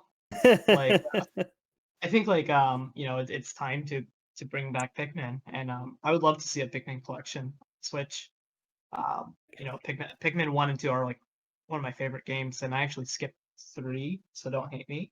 But so if 3 gets announced for the Switch, I will definitely be picking that up. But yeah, I mean like it's they need to reintroduce it because it's been so long that I think a lot of people have kind of forgotten about the franchise. I kind of think at this point Pikmin 4 was in fact Hey You Pikmin this whole time.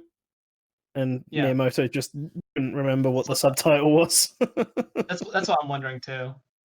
Yeah, it's just been Yeah, maybe like that was just like a way code too name or long. something. Yeah, like or it's just the fourth Pikmin game, so they just called it Pikmin 4. Like Yeah. Mimo just referred to it. That's what that it just feels like that at this point. So yeah, I think it is a good time to keep Pikmin relevant. I think that's probably the main reason for getting this, and there might be like a lot of the other Wii U ports, a lot of people who skipped out on the Wii U who were interested in playing Pikmin. Also, like Metroid Prime trilogy, like I'm surprised that hasn't come out yet, or they haven't done that yet. Wasn't on our list of stuff to discuss at the beginning, and that's primarily because I still think it's coming, but I don't think it's still this year. I think they're just holding off on it until Prime 4 is closer. But I guess we can bring that up. Does anyone sort of expect us to have Prime Trilogy? Do we think that's going to be shown off? All right. No. I don't think we'll get Prime Trilogy until like later, or at least closer to Prime 4's release. However, Mhm. if we are jumping into things that have been previously rumored that I think might show up, my Scott's lock of the week, Skyward Sword HD. Oh, okay. They got to fill that Zelda quota this year. Yeah. They True. gotta fill that Zelda quota, and that game has been on the back burner for like 2 years. They can absolutely, like, now is the time they can pull out Skyward Sword HD. To me, I kind of hope that it's the main Zelda team, or at least an offshoot of it, remaking Skyward Sword Yeah, HD, not. and it's not like somebody else, like Yeah. Tantalus. Yeah. Both because like I want them to actually acknowledge Skyward Sword and like learn from it and like acknowledge what they did right and wrong. Because they just like took a hard fucking left turn after fans like didn't like it so much and made a game that's just completely different. Because like there's good aspects of Skyward Sword. The soundtrack is phenomenal. The level design out in the dungeons is fantastic. It's good. It's good. It has some of the best dungeons, at least most consistent dungeons in the series. And it's got like a story and structure. And like the thing with them remaking Zelda games is when it's the main team that did it, because the main team did Wind Waker HD. You can tell that they took a lot of inspiration and design quirks from Wind Waker HD in Breath of the Wild, because Breath of the Wild has all the same problems as the Wind Waker. Um, it's so strange. I just hope that they can like actually learn from their mistakes instead of just like pretending they didn't happen, because that's kind of annoying. Yeah. Kind of annoying. Especially since I mean, I don't think Skyward Sword is that bad. I think it just came at a time where the Um, Ocarina formula was just so tired by that point. I don't think it's particularly just that. That's a part of it, but Yeah. also it's like the Ocarina formula, but taken to its most extreme linearity. The Yeah. world is completely segmented. All the overworld sections are like completely linear, which was a thing in Twilight Princess 2, but that game made up for it by having a fully connected world. Skyward Sword does not. It's segmented into like video game levels, and the problem with that is that nobody wanted that, and to top it all off, you redid those, like going through those sections of the world like almost 3 times for every single area. And particularly bad was that combat was probably the worst in the series, because every time you fight an enemy that has a weapon, um like everything just grinds to a halt. You gotta wait until they have an opening to slash. You gotta hope that they don't block you. It's basically like an entire game of fighting Zelda 2 Iron Knuckles, where like you can either do it the way the game intends you, which is like slow, methodical, blocking their attacks, attacking yourself and stuff, or you could just wail and hope it works. Yes, people on my Zelda 2 video, I fucking know that you can jump into the enemy and spam sword and kill Iron Knuckles really easy. That's not how the game wants you to play it. Stop commenting that. Matt, thank you for this review. But getting back on Yeah. topic, Yeah. You think we'll Skyward Sword HD then? I think we I might did see forget Skyward Sword the HD just to fill that Zelda hole that they kind of, because I don't, Breath of the Wild 2. I mean, if they somehow are like, yeah, Breath of the Wild 2 December law, which I don't, but if, I mean, unless that magically happens, I think Skyward Sword HD is, it could Yeah. happen. The only thing is whether or not they really, because remember, this year's Mario's anniversary, that means next year's Zelda's anniversary. Breath of the Wild 2 feels like a good anniversary game for Zelda. Yeah, Their exactly. big end of I run. We hope could also that see them release multiple Zeldas because it's the anniversary, and Skyward Sword being an anniversary game originally from like a decade ago, be they start 2021 off with the Skyward Sword HD remake. I sort of hope that maybe we could get like an HD collection of at least the 3DS games, That because would be like nice. Grezzo's not working on anything, and Ocarina of Time 3D was made in like a year, so they could do it. All they need to do is like make higher resolution textures. I'm not sure if they have like higher resolution textures on file, because most of the textures are the size of N64 textures, and some of them are even just the same. But yeah, like that'd be cool for an anniversary game. But also, I feel like if they rush Breath of the Wild 2 to be out on the anniversary year, I don't know. I don't know how that is going to turn out, because whenever they rush a Zelda game, it's like really polarizing. I don't think it would be rushed. I mean, I think it'd probably be well timed. It'll have been in development for like 3 years. So it Uh, was only announced last Technically, year. like Breath of the Wild technically 2. 4 years, but I Yeah. don't know if when did they start Breath of the Wild 2's development? Because I don't know if it was straight away. It might have been, I but want to say we it do was know that after they revealed the it last DLC. year. I want to say it was after the DLC. Yeah, that's still I'm like gonna go see if I can find anything about that. Beard. that's still like either way, 3 it's like 3 to years, and 4 you don't have years. to reboot Yeah. the whole engine and stuff like that. Because I think that like experimenting and figuring out this new style of Zelda is what took Breath of the Wild 1 so long. You don't need to do that again. It should Yeah. be. I can't Well- see why they would rush it. Cyber RB25 asks, "What about the Metroid anniversary?" I think that they will wear some pins to celebrate the anniversary. They will tell people about it, and then that'll be it. I mean, Okay, I don't want to. I um, don't want to go into like rumor territory, but either a Mercury Steam 2D Metroid or the Yeah. Prime trilogy or both. So I don't think- they started Breath of the Wild 2 after the DLC. A lot of it was conceived during the development for the DLC. They just came up with so many ideas for DLC that they're like, let's make a new game. Wow. Okay, fair. So that's still like 3-something years.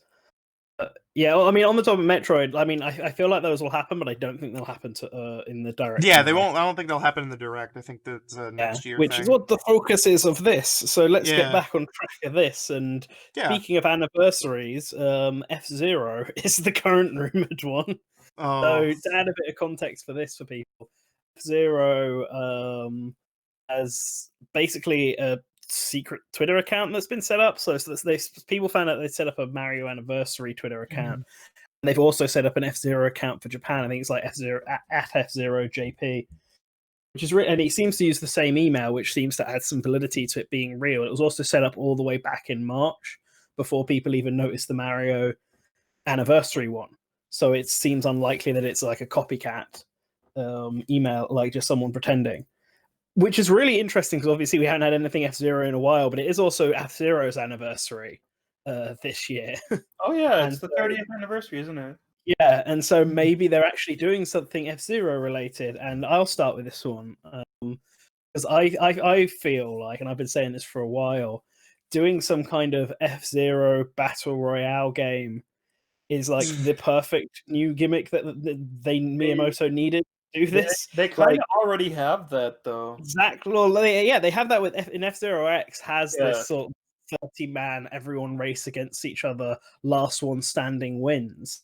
Turn that into, I don't know, 80 races, 90 races, however many you want it to be, make it online, and you've got something super exciting and cool for people to get into. It could just be something that's like Tetris 99 is free, it's just online races, or you just do a regular F-Zero game and make this like the sort of core focus of it with a big online component to it.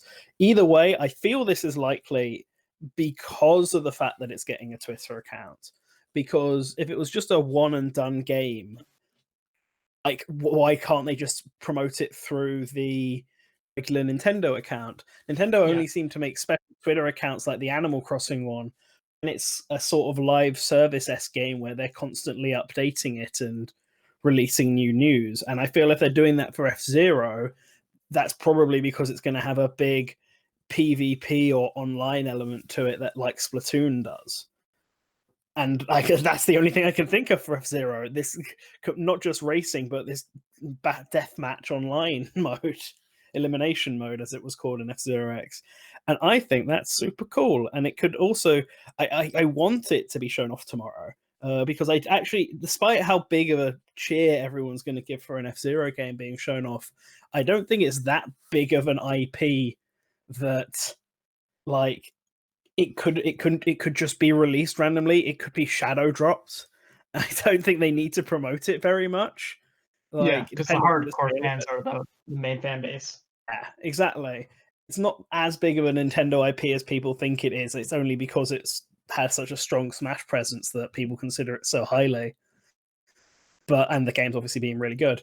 But they could just announce it, say, yeah, it's coming out later this month, it's coming out in August. Just one-off announce it. After all, they've done stuff like that before. They announced the Metroid 3DS game during a Treehouse event, as opposed to actually just announcing it in a direct. It's clear that games like this, they'd have no issue just clicking their fingers and being like, "Oh yeah, we're making F-Zero, comes out soon," just ending it like that. So I think there's some good validity to this, and I'm actually thinking it could be shown off tomorrow. Like F-Zero game coming out. I don't think it'll be shadow dropped, but I do think it will be coming out sooner than the Mario Anniversary collection, like maybe August or something. Those are my thoughts. What about you guys? Open floor. I was thinking that August would be probably like Pikmin or something smaller. I think that, they're still trying to get everything back on track after COVID. Okay. Do you think F-Zero is going to happen at all? I guess that's. I mean, like the having a Twitter account is a big sign, I think, and it's a good sign for F-Zero fans. I feel Because like It's odd because Nintendo doesn't usually, as you've said, they don't Yeah. usually make Twitter accounts for all their franchises. Like, I Yeah, don't they even do, think there's a Japan. Zelda one. They do There in is. Japan. They do Yeah. They in in Japan? Yeah. They do in Japan, but not like all of them. Not like all Has of their an franchises. international F-Zero franchise account found? I thought it was just a Japanese one. It's just a Just a Japanese Japanese one, but they Yeah. don't Yeah, that have lines like up then. Do they though? Like, Because what other series do they have? They didn't have a Pikmin one. Arms. they have it started off with Right. the Switch, really. Like they have one for like Mario, they have one for Zelda, they have one for Animal Crossing. oh, they do have a Um, Zelda Japan. Yeah, they Yeah, have a yeah. Zelda I didn't know one. that. What is like? Yeah. They have an Arms Whenever one. whenever they do Smash announcements, they always link all of them together. They have like the Dr. Mario. Oh, that's why they Twitter tweet account. every other month. They never tweet anything. Yeah. But I mean, but That this is Zelda the one's thing. With dead. the Oh my exception of God. with the exception of the Zelda one, which is a massive series. I mean, Arms was a live service type game as well. It was constantly getting updates. Arms had a Twitter account. Arms But barely that's posted what outside I'm of like the saying. Arms had tournaments that, after the game came out, though. But that was Yeah. that's my point though. Arms was a live service type game where they were releasing stuff constantly and having these tournaments. It needed a Twitter account for Free it. to play F-Zero Battle Royale. I don't think Hell yeah. Pikmin. I don't think Pikmin doesn't have a Twitter Oh account. yeah, yeah. Like, Pikmin P2 is right. There's a Xenoblade one as well. Actually, maybe it would be like Tetris 99, where only Nintendo Switch Online people can download it for free. That'd be fucking funny. I mean, it could fun. be like. I mean, it could be that they sort of. It'd be good to have another game for Nintendo Switch Online that's not. I Tetris actually wanted 99. to partially talk about that. I think because of the way we're getting, because we're getting this first party coverage in late July as opposed to early June. I kind of wanted to talk about this. I think no matter what the direct is, I kind of said this earlier, there will be another direct later in the year. However, since there's a possibility that the next direct will be in October or November, as opposed to September, as they usually have been doing. And September is usually when they announce all of the NSO stuff, because everyone's subscriptions are going to run out, and oh my god, please resubscribe to NSO, oh god. So, I do think they will announce their NSO kind of yearly update thing in this direct. So I do think we will see like an NSO game, kind of like a Tetris 99 or Kirby Clash, since that has been happening in these September directs. I just don't know if it'll be F-Zero or not. I don't think anyone can say at this point. I think we'll get another console added to the online service. I want to say N64, but it could just also be as likely Game Boy. But I think we might see some NSO news in this one. Mm-hmm. I think it's highly likely that to be the case. Because they don't have to spend too much time on that either. They just have to go, yeah, there you go. I want to say it would be a Nintendo 64 online, but it's also with Mario 64. I don't think that makes potentially a getting difference. released. I don't think that makes a difference, to be honest. Because like they could easily get away with the fact that the version of Mario 64 in the collection is going to be like the good version on the like like the. I mean, the I newer... get that if they were to do 64 online later, but like to have them release at the same time, or close to the same time, would be a bit strange. Colin, the version of Mario 64 on NSO would be better because it would have the BLJ. No, it wouldn't. It'll be the Shindo version. No, no. That's what they've been putting on the Virtual Console, Matt. No, only in Japan. No, America and Europe have just gotten their respective versions, which have the BLJ. Only Japan gets the Shindo version with the BLJ patched out. I've always thought they've been Japan. using. I thought like on the Wii U they used a. Wasn't Majora's Mask? Didn't they like the Virtual Console re-release in Japan? Was like a mix of the US and the Japanese one. I don't know. Yeah, they've done that before. It's not that odd. I don't know. That would make sense because they added stuff. Yeah. In the international version, they fixed some kind of design. The US version was a lot better. Yeah.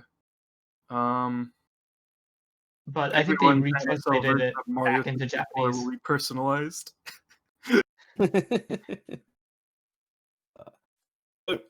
All right, let's. So there was one more thing I wanted to bring up before we started just giving our own. No one else agrees with me that they'll have N64 online? Fuck off. Goddamn. I think they will have something Nintendo Switch Online related. I'm not sure if it'll be 64 online. I think it's more likely to be something like Game Boy Online. Son of a bitch. Even then, Mario shouldn't stop fucking Ocarina and Majora's and like that's Zero just my 2 cents on it. I think N64 Online has been a long time coming. Like I don't know why it's not on there yet. Capcom, put RE2 on it. Goddamn. Anyway, yeah. the last thing I wanted to bring up before we start just giving our own speculation on just random things and looking at what you guys think in the chat is Smash Brothers, of course. Min Min's out now. We don't know who Fighter 7 is. The last mini direct is when they announced an ARMS character, but will be released in June. Or do we think that the same thing is going to happen here? Do we think they're going to tease the Smash announcement, announce who it is? Like, how far do we think they're going to take it? And I think, Push, why don't you sort of give your thoughts first? So yeah, I think like the next character will be announced sooner than later. Like I think in the last Famitsu column, Sakurai was saying that sorry to keep you waiting with Min Min. We'll try to keep a quicker pace or something like that in the future. So I kind of expect that the next character will be sooner than later, and if it's a Nintendo Direct, then why not? Or even if it's a mini, they could still like announce an announcement kind of thing. Yeah, I kind of agree with you. I think the character will also be revealed in this direct, as opposed to it being a tease like it was with ARMS. Yeah, that's my personal sort of thought. I think ARMS it worked to tease. I don't think they can do that every single time. It'd be really strange. Also, like the first character of any pass, like with Joker, there's a huge delay between the announcement and the release, and that's because they actually had to make the character and everything like that. And I think that's the same thing with Min Min. Is for a long time they were still working on the actual character, but now they probably they already decided the rest of the pass, so they probably have people working on different stages of the character, and that will allow development time to go a little bit more further. I think we'll get a trailer. Yeah. I don't think we'll get gameplay reveal. I don't think we'll get a date. We'll just we'll just see Gino, and leave You it think at it's going to that. be like a Maybe it'll be Terry like trailer? Terry. Maybe it'll be like Terry, where we get a trailer and then you see like a shot of him in game, and then they're like, "Check out this one move they can do," and then they're like, "We'll show you more later." Yeah. Sakurai presents. And then Who it'll represents end with Gino like, this September. yeah, then it'll end with like, I don't know, like I because I think there is honestly like a decent point that there is a possibility that they were probably planning on doing the same thing with the two character at E3 kind of thing. Yeah. But I think it's also goofed up by the fact that I mean, I think regardless of whether or not there was going to be a digital event or not, I think they would have just had like the full trailer for Min Min at E3 plus 7. Yeah. I think it was going to be 7 and 8. I just um Yeah, because like in the last E3 it was Banjo and Hero, and like yeah. before that it was Ryu and Roy, because You're Lucas right. was already Yeah. announced beforehand. So like traditionally they've done 2 characters per E3. I think my counter on to that one is with Fighter Pass 1, they were trying to get 5 characters out within a year, whereas this time they're trying to get 6 characters out within 2 years. Yeah. Yeah. And so because of that increased gap, I feel like they wouldn't have shown off 2 characters C3 unless they were planning on revealing both of the 2020 ones. Like this one's September's one, this one's December's one, which feels like quite an early time to be revealing it. So I was sort of only expecting one to happen. I feel like that one that would have been free 3 will be shown off now in the direct tomorrow. That's my thoughts. Side note, Push, the Japanese version of Majora's Mask on the Virtual Console is just the Japanese version with some of the bug fixes from the international version. Oh, okay. It does not have the updated saving. Oh, it doesn't have the. I thought it had the swimming. It was swim. Anyway. Okay. Yeah.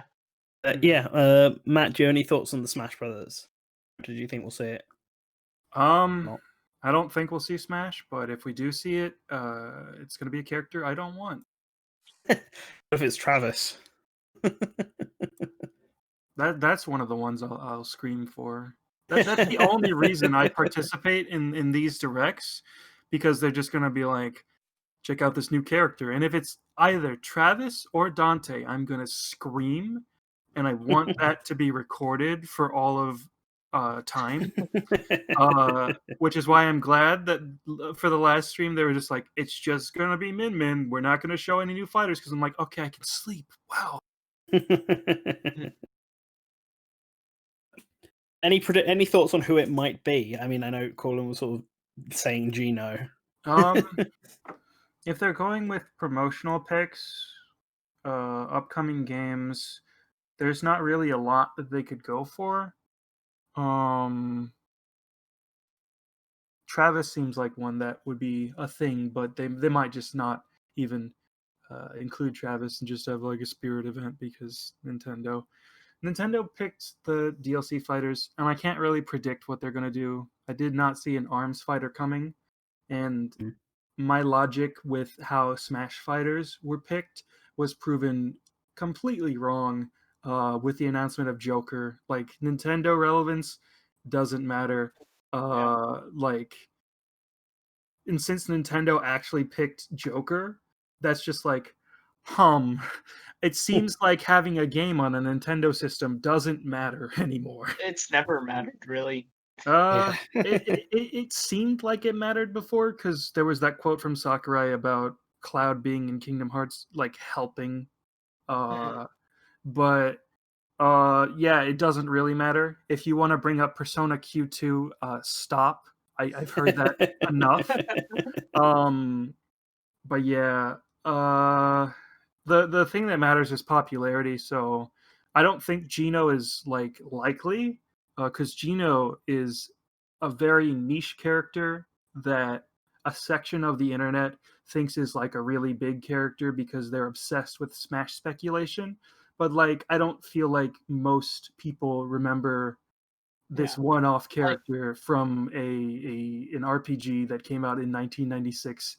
Yeah, but I after think at the this Nintendo point 64 Gino was just even has out. the Banjo payroll thing. No.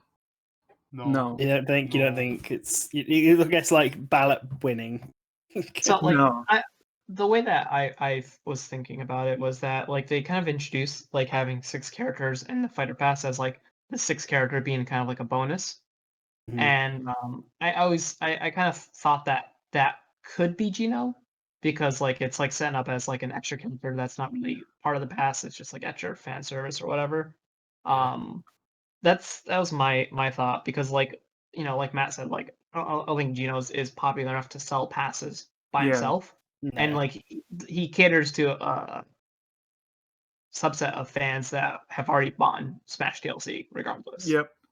And so Yeah. like it doesn't make sense to try to put him in the front of the pass to try to sell it. I think it have him at the end when people have already decided. The only reason I'm even considering Gino as an option is just because they have not included that costume back from Smash for Wii U and 3DS. Yeah, Yeah, I mean I that's the same feel reason like, for me. That's why I think. I feel Yeah, like whenever there's like a new RPG character or a new Square character, if they do like include Yeah. another one, Gino will just show up in the Mii costume. yeah, that very well could happen. It could be like Lara Croft. Yeah, Lara Lara Croft Croft with Gino. yeah, Gino, and Gex. that would make We're finally Gex. gonna get Gex. Gex is happening. Gex comes in with Gino Mii costume. I saw a post a while back, and well, I saw it yesterday, and it was like the total sale of the Persona series is 10 million copies. The overall total of the Gex series has sold over 15 million copies of it. Like, he's in. He's in. Gex has sold more than Banjo, I'm pretty sure. Yeah. He's there. So if it was only for the fact, if it wasn't for the fact that he's, I mean, I think we could have seen him. Gino would bring a Super Mario RPG song, but in true Square Smash fashion, it'd just be the original midis. Yeah. Yeah. Just be the forest song and then the battle song from Mario RPG, and then that's it. And if it's a Mii costume, then just like the original MIDI of Forest Maze, that's it. Yeah. I don't think it's going to be Gino either. I think it's going to be third. If it's not Xenoblade, I think it's going to be third party. I think that if Gino does come back, it's likely that they'll give him the special Mii costume treatment where he's even got the head too. Because like he's a character that doesn't really have much special about him, and he seems like perfect for the Mii costume slot. I'm gonna get shit for saying that, but Gino isn't an important character, nor is he very unique. He's perfect for the costume role. Yeah, I think it's his lack of Mii costume that makes him feel really possible. But I said the same thing about Heihachi, and look what happened. So Yeah. The costume showed Same up. way with Heihachi. It's gonna be Gino or it's gonna be Chief. Hey guys, talking to the cat right now. The chat, not the cat. My cat is across the room from me. Say hi to the cat. Talking to the chat right now. Hi, cat. what does your cat think? So, listen, if you take that clip of me saying Gino is not important out of context, if Gino gets announced as a fighter, you're getting blocked by me and the Source Gaming Matt. Twitter account. Matt, how dare you? I just joined this chat, Oh god Spazzy, damn it! just to say, There it how is. dare you? How dare you? All right, bye. Bye, Spazzy. That's Spazzy. There he was. We told you it'd happen at some point. All right. Well, okay. That's Smash. We've actually hit the 2 mark already. Anyone got any more like off the wall predictions? Yeah, like let's do that. Let's go around the circle and give an off the wall prediction, and if we got any few more, we can do that. I think we got 5 dislikes from Gino fans. that's just it's Gino fans. You mean like Fat Man and his like 3 alt accounts? Like, all right, Push. Have you got any extra predictions? Anything you think we'll see in this direct that we haven't discussed already? Hey, Spazzy. Oh my god. Spazzy, do you have any predictions Is he back? for the direct? Saying anything. I think Gino's gonna be in Smash, and that we're gonna get a Right. new Gino game, and there's gonna be all sorts of Gino stuff because Gino's great, and take away those Like- dislikes now. Like you're gonna go to Sears, and there's just gonna be a whole section of Sears with Gino merchandise. Okay. All right. Anyway, Yeah. All right. hi Spazzy. Hi guys. Push. So scheduled programming. Push. Any thoughts for anything else we can see? Any other predictions that we think we can see? Not really. I think it'll be kind of light content because I'm expecting kind of a mini, just because Yeah. that they didn't pre-announce anything. So I don't think anything outside of what we talked about could possibly happen. No, unless something with Wario. Wario, come on, Wario has to come back. Wario coming back would be great. Give us WarioWare on the Switch. Something like I would love like WarioWare. Wario Land needs to come back, but Maybe Wario is going to be in Super Mario 64, and they'll take the DS content to it. yeah. That's it. There's your Wario.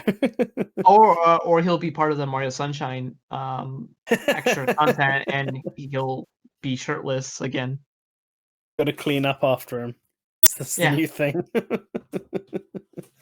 Mario is just one of those really bad tourists. Go to the beaches and leave their trash everywhere. I think You just got to chase after him.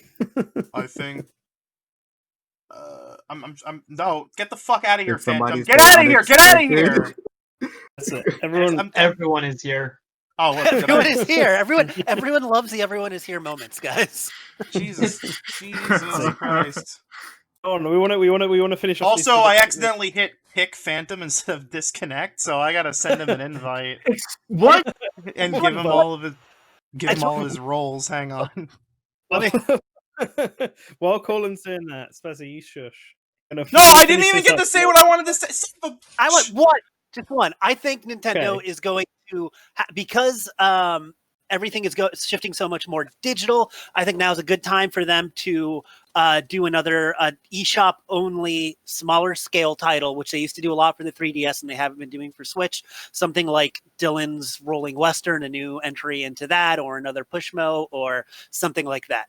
Okay. Spazzy, they announced Good Job in the last direct. They did, didn't they? Yeah, and Stitches before that. Like, I mean, that was one of my predictions. I was going to fully predict Nintendo will announce their next sort of in line on this Switch indie romp that they've been doing. Yeah, It'd be nice if they ported Dylan 3 to the Switch, because they kind of put that on the 3DS to die. Yep. Especially in for America Oasis as well. Like everything. Ever Oasis came out before the Switch, but the Dylan 3 was sent out to die, especially in America, where they were just like digital only, but it's still $40. Oof. Yeah, they should do a trilogy. Okay, I just wanted to say that. This was very fun. I'll gracefully exit now. You guys can close things out. Okay. Okay. Matt, you can go up next. Any predictions you've got? Devil May Cry 4 is going to show up. They announced Devil May Cry 2 like around this time last year, like 2 months after this time last year, but it's been overdue. I hope that port isn't terrible, because every other MT framework port on the Switch, aside from like Dragon's Dogma, has been bad. If they release a version of Devil May Cry 4 that doesn't run at 60 FPS, and that fucking game ran at 60 FPS on the goddamn Xbox 360, I'm gonna be pissed. Yeah, Port the original version with like the nerfed speed if you have to. Just don't fuck it up. I feel like in terms of announcements we can get from Nintendo, I think have to be from Nintendo if you can't think of any. I think it is possible that there will be another Animal Crossing update that will be announced. Oh yeah, because Because they've only they announced like, here's what's gonna happen in the next 2 months. They announced that like ahead of time, even if it's like not a major port. They're just like, here's this event that's gonna happen soon. And Didn't other they do than that that, again like a week ago? They announced the summer No, stuff. They announced early yeah. summer. They And that's announced what yeah, they they did. talked about they part announced all two. that stuff, and they're like, here's diving, but they didn't announce events. They announced like Yeah. the major update, but they're like, they didn't announce any events for the next upcoming months. I feel like in terms of ports, Capcom might do a fun thing again where they're like, hey guys, we're gonna release some of our classic games again. Here's Resident Evil 2 and 3, the original versions. That'll be $60. For both. And Resident Evil 3 is gonna be the one on the cartridge too.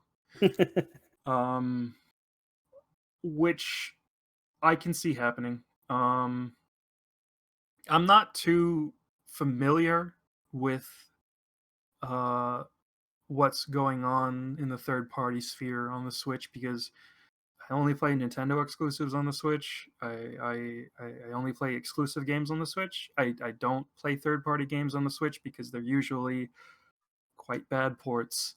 But in general, I feel like it's not going to be a very big direct. There won't be very many announcements. It's definitely going to be a mini. And there is no new Ace Attorney game. There is no Santa Claus. I think we won't see a lot of third party. I think what will happen is we'll probably have like one big like third party announcement, just like a trailer that's just like, whoa, didn't expect that. That's crazy. What if they update Mario Kart 8 Deluxe out of nowhere again? Yeah, that'd be Kino. I think they'll do that, and then they'll do. I think they'll just have like a sizzle reel at the end that either just like There will be no main series Persona ports on the Switch. I think Someone they'll said have that a in the sizzle chat. reel at the end, and it'll just like it'll have like some stuff that hasn't been announced, just like randomly, just like boom, just out of nowhere. You're like, oh shit, Need for Speed or something. They might have a date for Bravely Default 2, because that it's a 2020 game. There's a demo for it. Yeah, I think we'll see more from that. I think by now, like all the third party stuff is probably just going to be at other events. Like I know there were some people who were saying, "Oh, we might see a date for Doom Eternal Switch." Nah, that's probably going to be like if that happens soon, it'd be more at QuakeCon than a Nintendo Direct.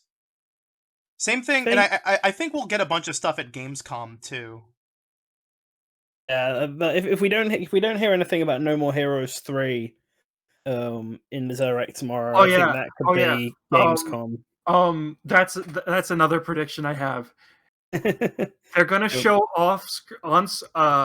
off-screen footage of No More Heroes 3 again. It's gonna be in the background. Suda's gonna talk about how he just beat Super Mario Odyssey. It's a great game. You should play it. There's also these cool indie games. He's just gonna do the thing again. They're not gonna acknowledge any of the new footage in the background. I hope that just becomes a running thing until they're ready to show like another trailer. Yeah, I feel like something No More Heroes could be announced related, which is one of the reasons why I think it may be with Smash or something. But there will not be a No More Heroes collection before No More Heroes 3. Grasshopper is not a very big company. They don't make 2 games at once. Yeah. And I don't think they'll trust an external company to port No More Heroes again after the PS3 version and the 360 version were terrible. But yeah, hopefully No More Heroes 3 does happen this year. And if it doesn't, next year would be cool. No More Heroes collection would be cool. I just don't think it'll happen before No More Heroes 3. Same. I don't think it'll be dependent on how well No More Heroes 3 does also. Yeah. I think my prediction, I guess we can make this the last prediction, is I still feel like we're going to get something Splatoon related. I still feel like there's this chance that we're ripe for something new Splatoon, and probably some kind of Splatoon spin-off. I don't know if it would have anything to do with that artwork that everyone sort of associates as being something related to Splatoon, or whether it would be something completely out there, like a rhythm game or something silly like that, or like a style-savvy crossover, which is just like a dressing-up game with the Inklings. I feel like Splatoon is ripe for a spin-off, because I don't think they're going to do Splatoon 3 now. I feel like the Splatoon franchise is going to be one like Mario Kart, where they only do one per generation, and we've already had Splatoon 2. But they'll want to keep the brand alive. So I would say just doing something like I would say just for sense, and tomorrow. this could be a good time to show it. For tomorrow or whatever the fuck, my Switch is going crazy because it wants me to play Ring Fit. But I would say just like hold your reservations and expectations. Don't go in expecting like, bro, they're gonna announce Mario 2. Just like, just chill, give it a day. I think we're all gonna be pleasantly surprised, and it'll be fun. You know what? Like I more video games. That's what I like.